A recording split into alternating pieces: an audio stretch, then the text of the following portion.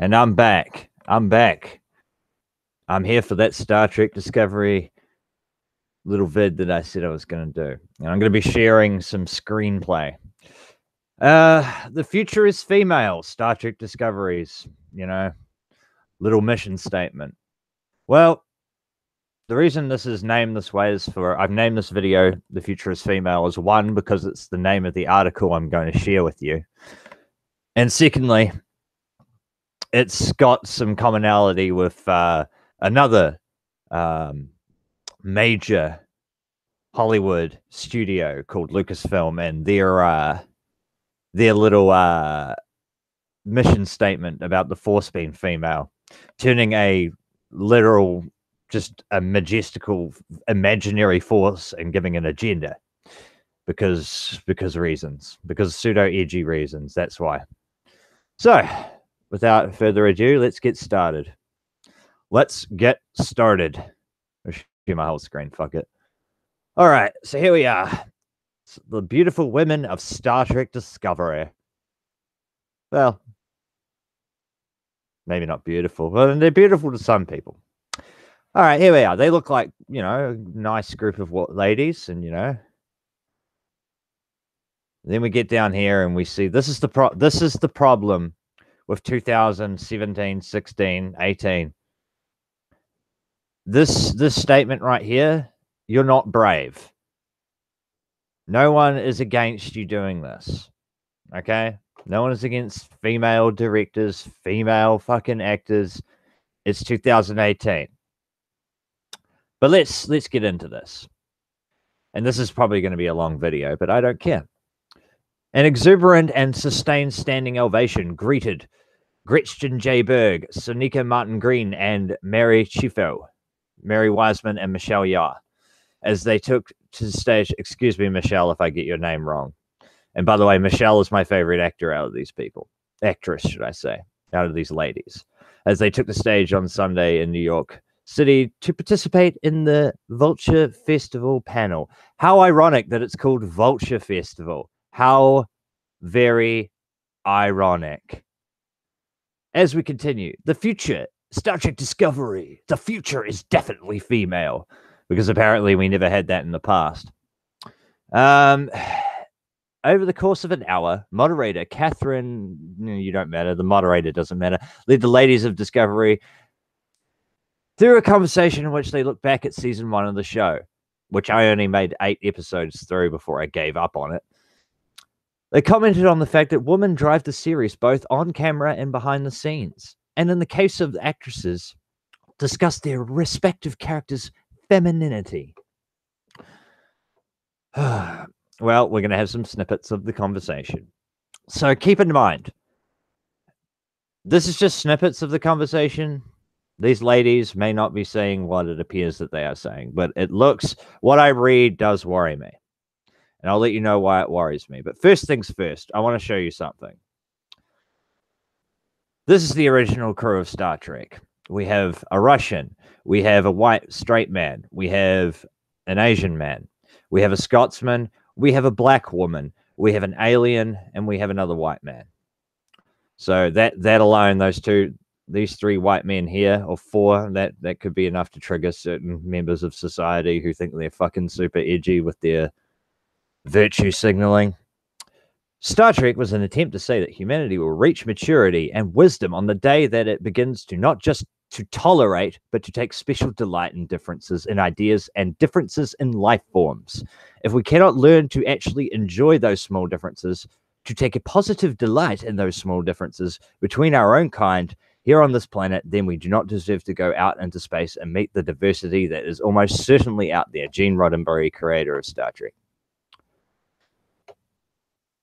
Well, that's going to be interesting, and we're going to come back to that point. But let's get through this article. She seems like a nice, happy lady. We absolutely wanted to reflect the world we live in now, because that has always been the vision of Starfleet and for Roddenberry, that everyone is represented. Co-executive producer Berg said. And we know there are still people who have not been represented yet in our show. It will be our goal. as long as we are there to try and make sure that we get everybody in there that we can. So we are aware of it. And it's something that we're just dedicated to. It's exciting. It's our responsibility to make sure that whenever you are on wherever you are on this planet and whatever background you come from, when you turn on the show, you're able to find yourself and see yourself in there. And I think that's the commitment.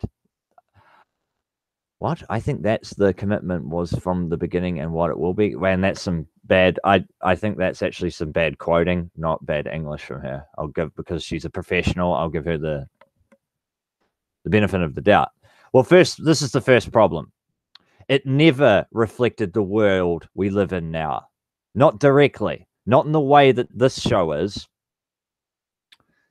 It's supposed to represent, it kind of goes against this. Okay, right now, the world we live in right now is one of the most intolerant times ever. The most tribal, the most divided that society in the West has ever been. So making a reflection of that is not necessarily a good thing. Looking back at the casting process, Martin Green recalled, "Hi, Sasha. You're still Sasha. I feel for this character here. Before I go on, I feel for Martin Green a little bit because she has been put in a very difficult position. The character they've put her in there, it doesn't suit her. And yeah, we'll get into that. But I have some sympathy for her, and I have some sympathy for Michelle." Looking back at the casting process, Martin Green recalled that she was told that the show would be digitally streamed and they wanted a black female lead. She doubted it would happen, but acknowledged the show's producers were adamant about it. "Somebody lost the memo," Michelle Yeoh joked, prompting Martin Green to smile and say, "2 leads of color. If only. If only. If only." Well, I have to ask myself a few questions here. Why would Martin Green suspect that a black female lead couldn't be the lead on a Star Trek show? They had a black male lead in 1993. They had a white woman lead in 1994. And both of them did 7 seasons with the franchise. And they were strong characters. And they weren't written as people of color or as necessarily as a woman. They were written as characters, as leaders, as inspirational people. So when we go back here and we read what the co-executive producer talks about seeing yourself on television, that's not how I look at the world. That's an extremely shallow way to look at the world. I never looked at Captain James T. Kirk and thought, you know what I like about Captain James T. Kirk? I like that he's a man and he's a white man and he's straight and I'm straight and I'm a white man. So that means I can see myself in here. By the way, I have the appearance of a white man, but I have ancestors from Asia, Africa, and the Middle East. So shut the fuck up, okay? And there is ridiculous fucking argument that all black people, all white people, and all Asian people are all the same. No, we're actually not. We have significant cultural differences and significant fucking historical differences, which is something to be celebrated, not sneered at. So I do not look at James T. Kirk and think, wow, that's me. The reason I like James T. Kirk is because he's a strong leader. He is a competent character. The way he developed, just look at him in Star Trek 2 and 3. Look at the way William Shatner plays that role and the way that character was written. The loss of his friend. These things make make us relate to characters. The loss of a personal friend. The loss of a parent. Failure. You know? These things make it reliable. Not the fact that he's a white man. Okay? And why would you think minorities think that way as well? How racist is that? Well, black people can't relate to people unless they see a black person. That's an assumption. And look at you. You're white. Getting back to this terrible fucking article. Much like Martin Green, Yoa wasn't sure the producers could or would follow through on their ambitious diversity plan. It's not ambitious. Let's Google something, shall we? Let's Google something. I should have had this ready, but Star Trek Voyager cast. Look at these people. Asian, black, woman, woman, woman, woman, woman. Okay? Gee whiz. Man, Star Trek, you know what I noticed about Star Trek? It's lack of diversity. That's what I really noticed about Star Trek. They need a woman in charge, and it's got a lack of diversity. I mean, that's what Star Trek actually needed. But I don't understand. When you look at these casts, what the hell are they talking about? You see this character here, Jadzia Dax? She used to be a man. They were talking about transgender rights in the 90s. So I don't understand it. A terrorist, a single father, a crooked businessman, an isolated humanoid who is different to everyone, a genetically engineered human, a former soldier turned engineer, a Klingon warrior living amongst humans. Oh, and he's black, but that doesn't really matter. So this shit, the ambitious diversity plans, I don't know what you're talking about. And if you're going to talk about the two men kissing, well, this transgender character here, who used to be a man, met up with his former wife of a previous lifetime. And yeah, there was a bit of girl on girl. But there we are. It's diversity. Because reasons. And why would she doubt that they could do that? Anyway, carrying on. I remember when I first came to Hollywood, she said, the director of a movie was a good friend. And he said, if they cast a male black lead, we won't be able to cast you. And look how times have changed. I feel so blessed that I'm still in it while it's changed. Yeah, thanks to shows like Deep Space Nine. Are you going to credit them? She was also quick to point out that there are many men involved in the making of Discovery. How wonderfully convenient. You know, men like Jason Isaacs, this fucking douchebag. Yeah, what a man he is. His character is a goddamn disgrace to Starfleet. A backstabbing, murderous, lying scumbag. Oh, and he conveniently is the only straight white male on the show.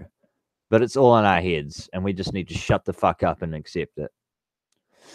What Michelle Yeoh said, Michelle Yeoh gives no context to this fucking comment, so that could have been in the 80s or the 70s even. We don't know, because she doesn't say.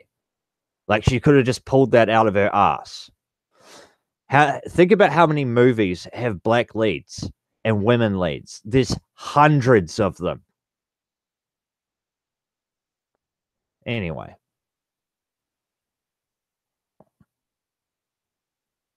We are each other's halves.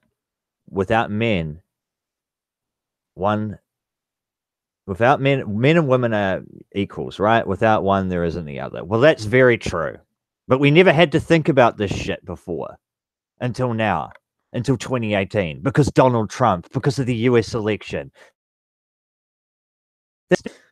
Female friendships exist. Well, they existed on other Star Trek shows.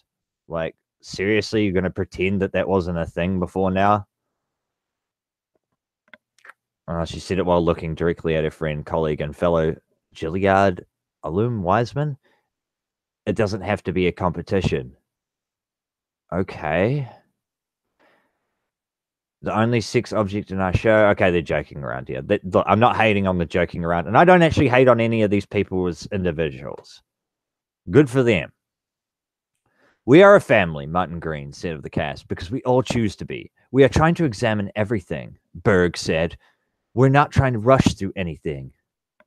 You are joked about playing Emperor. Oh, yeah, that's right, because they brought her back from the Mirror Universe after killing her in the second episode, which was something that put me off.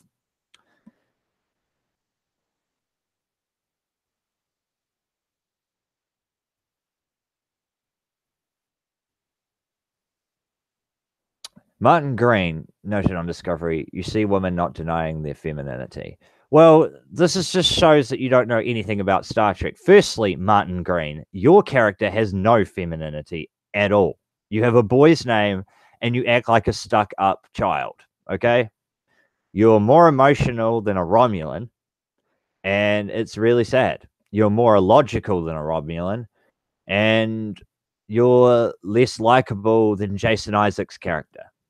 So how the hell am I supposed to get behind you? You traitor. You're a traitor in the first episode, and you get a medal in the last episode. That's really, man, I can really relate to that character.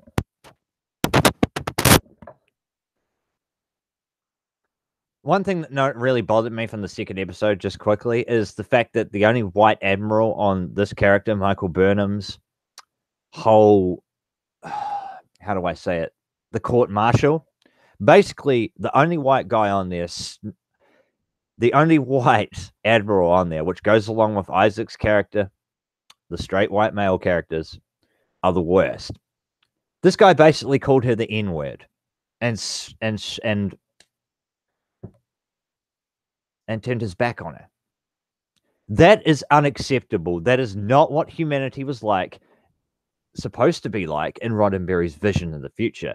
And that's why we come back up here to this utterly retarded statement about reflecting the world we live in now, this divided, shitty world, and seeing yourself through your gender and your skin color. This is shallow. That is shallow writing.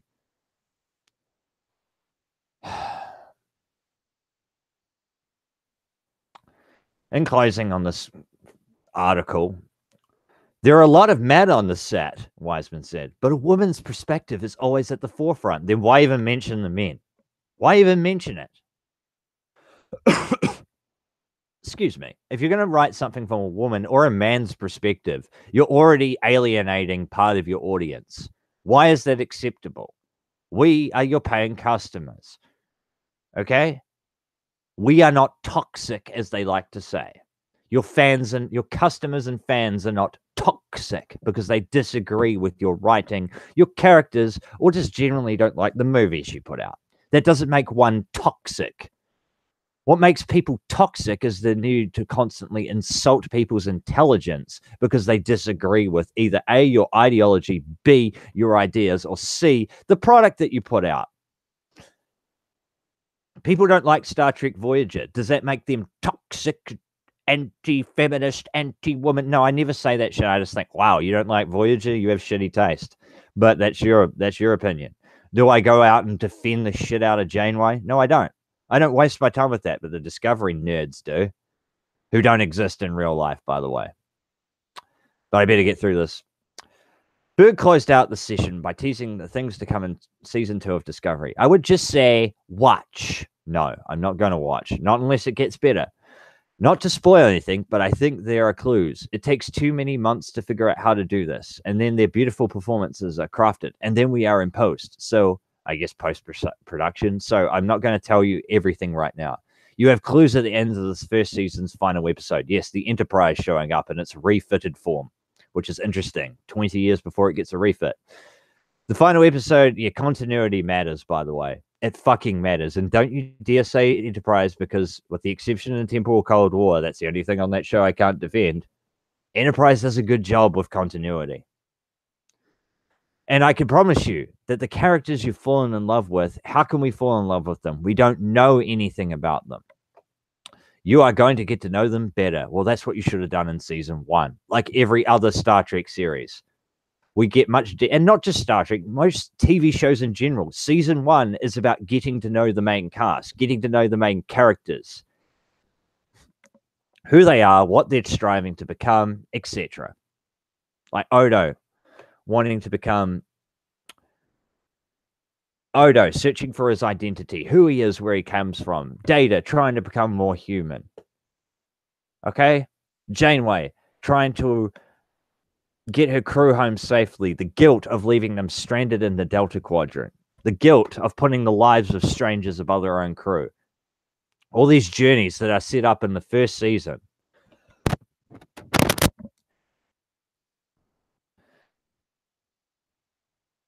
We get much deeper into character exploration this year, and we meet some new folks. We love our group, and you are going to learn more about them. So, okay, that's such a that you've got this run the wrong way. Everything that happened in this season should be happening in season 2. We should be knowing more about Tilly, about Michael, about fucking this character here that Michelle played. She should never have died in the first episode. If you're going to kill her off in the second or third season. I don't even remember who that is, but whatever. So I don't hate these women, but they're fucking retarded and their points are stupid. I'm sorry, and that sounds real harsh. Now, let's move on to Alex Kurtzman's Explains Star Trek Discovery's Klingons. Well, this guy doesn't have a fucking clue whatsoever, and this is actually quite a good article from Gizmodo. Look at this. Does that look like a Klingon to you? That looks like a Herosian. And by the way, all the Klingons are black now, and they all look the same. They're all hairless, and they constantly talk in Klingon, which is fine. But constantly reading entire scenes in subtitles, that's not easy viewing. And it also sounds just terrible after 10 minutes. Awful language to listen to after 10 minutes. I don't care how big of a fan of Star Trek you are. You cannot like listening to that.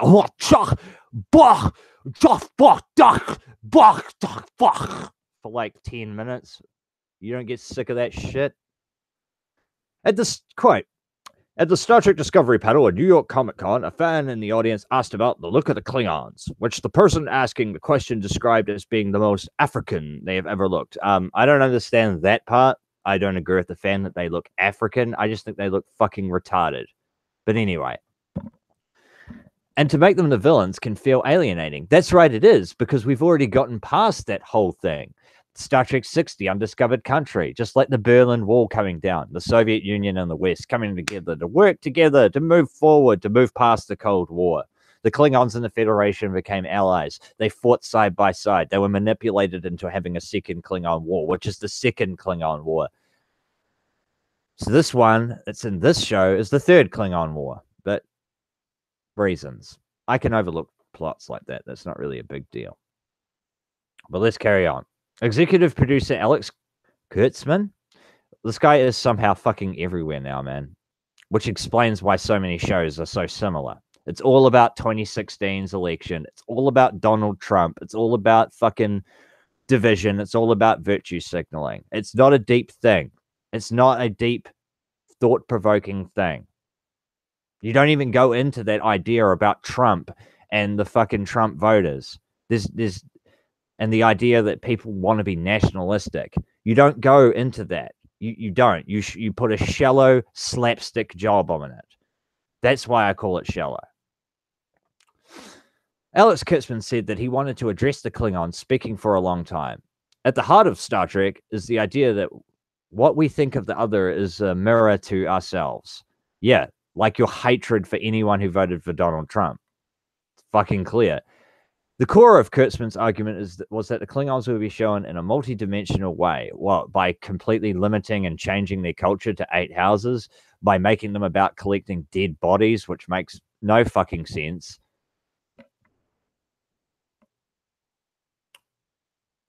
And would not simply be othered or villains. Well, they absolutely, I don't know if you've watched any of the other Star Trek series, but they are definitely not othered, or they're not just the villains, except in the original series, but they were representing the Soviet Union. They are the original bad guys, but they were not the bad guys on the following series. Except for a brief time in season 5 of Star Trek Deep Space Nine. We represented both sides of the war in a way that's understandable and relatable. Yeah, that the Federation are an aggressive, expansive, open border society that want to push their culture onto other races. And if you do not like it, if you want to live in isolation, then you are evil. and the Klingons have no right to do that, apparently. You're not making me hate the Klingons by A, making them want to live in their own culture, and B, not wanting to fucking live and exist in the fucking Federation. They actually don't. The Klingons have a right to enjoy their own culture and to live in isolation. They have a right to do that. So that's why it's another thing about this shallow fucking Star Trek. We needed to know what it was like for them to go through this too. Okay.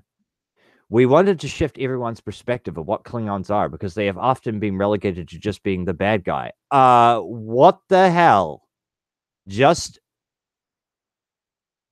They have often been relegated to just being the bad guy. Have you ever watched Star Trek before, Alex Kurtzman? Do you smoke a lot of marijuana? Like, do you smoke excessive amounts of it? Of all the marijuana I've smoked in my life, yeah. He added that the show would add lots of Klingons that were all created around the central premise of what Klingons are, except you have to completely change it to make them Donald Trump isolationists, Donald Trump voters. That is completely fundamentally changing the Klingons and in the most shallowest, half-assed, half-thought-out way possible. But the goal was to, for lack of a better word, humanize them. They were already humanized. They had honor. Their culture made sense. I'm Worf, son of Moog. I will carry on the honor of my house. Okay, it's very simple. Die in glorious battle for the Empire. This is not a hard thing to understand. Humanize. They're actually a lot like old imperialists. Okay, it's not, you're not humanizing them. This is terrible. And this guy is this is one of the men on the show. No wonder the men are so fucking pathetic. To explain what they want and why they want it. If they didn't explore this wouldn't be Star Trek. That makes no sense. You are just pulling things out. This guy is the problem. Okay, this guy is definitely the problem. I'm saying this in other articles. Of course, the fallacy to Kurtzman's argument, thank you, is that the Klingons have been developed a lot more over the course of the 50 years they have existed. By the end of Star Trek Deep Space Nine, they become allies with a culture that fans knew a lot about. Worf and B'Elanna Torres on Voyager and Deep Space Nine: The Next Generation, just adding that, both did a lot of work as characters to illuminate different things about the culture. That's 100% correct. Well done. Whoever wrote this article? Catherine Tredecosta. Oh my God, a woman that agrees with me. But I thought only angry white men didn't like this show. But a woman disagrees. Oh my God. And the problem Discovery faces is that it's a prequel. So all the stuff they're adding to the Klingons has to be explained in the context of the work that the other shows will do. And the original series had much savvier but much flatter versions of Klingons. B, the look of these Klingons is othering. It does play into the stereotypes of savages. It specifically plays as contrast to white and Western aesthetics. C, even though the show takes place before the original series, it's airing after and feels like we've gone backwards with the Klingons. 100% correct. I agree with you completely. Look, charitably, Discovery could be adding depth to rewatches of Star Trek: The Original Series, which only takes place 10 years later. That could be what Kurtzman's meant. But to say that this is breaking ground with the Klingons feels very disingenuous. The entire project is disingenuous. The discovery of it, the diversity of it, it's disingenuous. It is shallow. It is poorly thought out. It is a 5-minute job. Okay? You've got women noticing this shit. This narrative that Jason Isaacs puts out here when he was fucking virtue signaling about Donald Trump, trolls and closeted humans, that's a pattern. If I don't like Star Trek Discovery because of its shallow writing or the destruction of the lore that is, without that lore, this show doesn't exist. You don't have this job, which you've been fired now because you're the white man of the show and you were the worst character. And to be honest, Jason Isaacs was perfect to play that guy because he's a fucking garbage human being. Keep wanting to engage trolls, but check their profiles to see endless white isolationists. See, this is such a narrative. You're a fucking lying sack of shit. Okay? Please feel free to binge the finest hours of Hollywood's deliverables for fun. A Chuck Norris Kid Rock marathon, anyone, on lobotomy. Well, you sound like you've had a lobotomy with your shallow shit. Here we go again. Racist and sexist hate on Star Trek Discovery's diversity, even though it's still unbalanced in their favor. How on earth is this unbalanced in the white man's favor? Oh, look, and a man wrote this shit. Oh, no. I apologize, David. You were taking shots at it.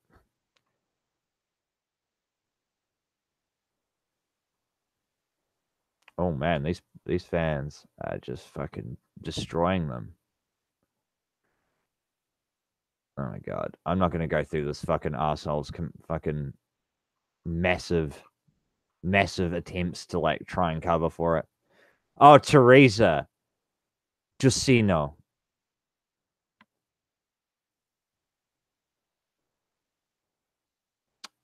See, cis isn't a word.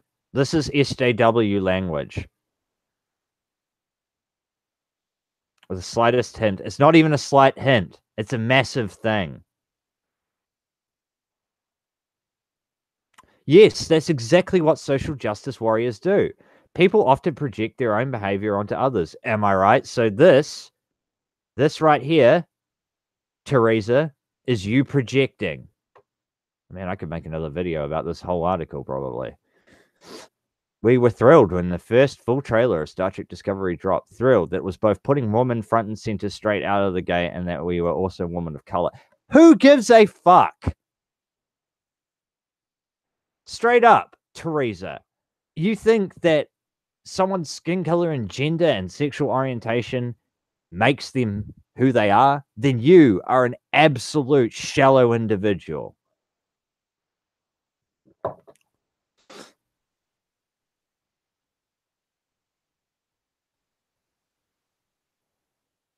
Twitter, I very much doubt spread a whole lot of love. Twitter is full of hate. I believe that will do for now. But that is the mindset. What we've just seen today is the mindset. Actually, just one more time. One more time, I want to share this.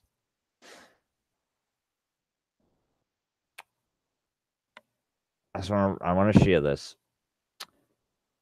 The people that think that this is some sort of diverse thing, that take pleasure in pissing off white men, pissing all over white men, putting us all into the same character, saying that every white man is a Donald Trump lover, that they're all racist, white supremacists. It's just fucking bullshit. It's a bullshit narrative that has no reality behind it. Like, I went to see Garrett Wang. Okay? I went to see Garrett Wang at Armageddon. And Garrett Wang, some little white girl, this is the only social justice warrior who was there. This little white girl gets up. She's about 22. And she asks about being cast as a diverse, as a minority in Star Trek. Garrett Wang handled it very well, and he said simply, I am Starfleet first, Asian second. In Star Trek Discovery, you're Asian first, Starfleet second.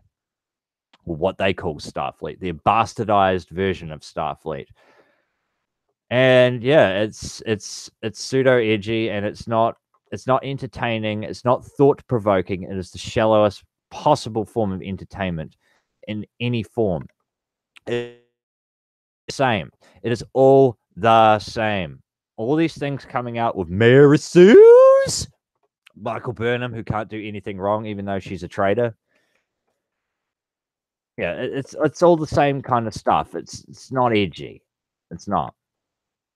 So I am not this guy who wants to see the shows cancelled, but if this is the road they're going to go down, it deserves to be cancelled because Enterprise is a better show than this, and that got cancelled.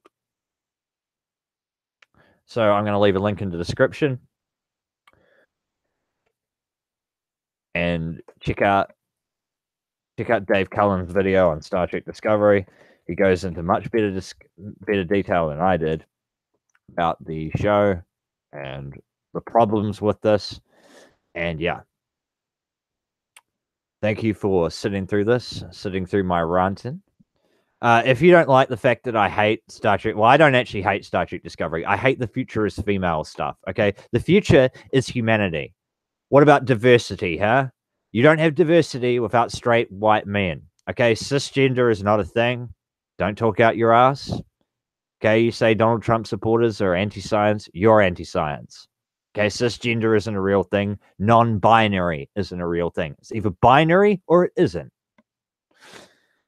They already did this stuff with people of color and women. They did it in the 90s. What you're doing is nothing short of just,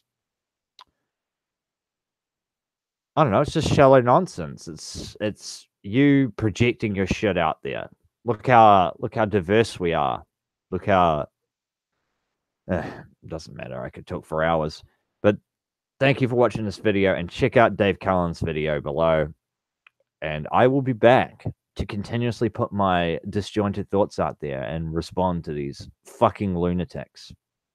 Enjoy your day. Unless you like Discovery, then enjoy Star Trek Discovery and your pseudo-edgy crusade to do something for reasons. I don't know.